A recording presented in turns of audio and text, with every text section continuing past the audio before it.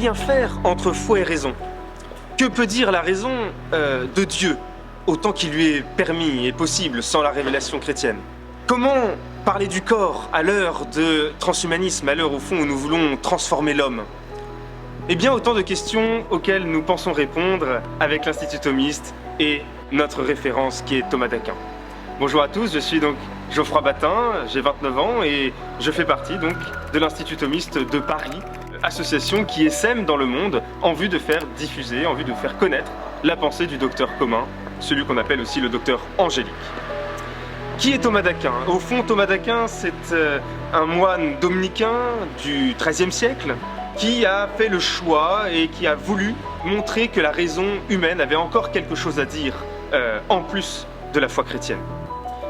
Comment s'y prend-il? Eh bien, il synthétise la pensée d'Aristote et tire, la sève, la substantifique moelle de ce que le paganisme a pu formuler et essaye de le concilier, a essayé de le concilier avec la pensée métaphysique chrétienne.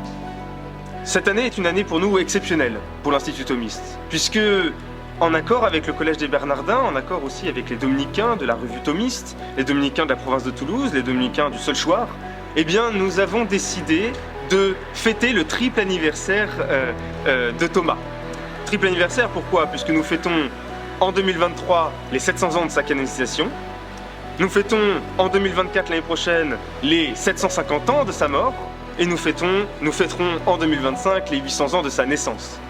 Autrement dit, autant de dates à célébrer et occasion pour nous de montrer l'actualité brûlante de la pensée du dominicain. Et nous commencerons dès vendredi 1er décembre prochain, ici même au Bernardin, en présence du père Thomas-Joseph White, directeur de l'Angelicum, et du père Emmanuel Perrier, ex-membre de la revue thomiste.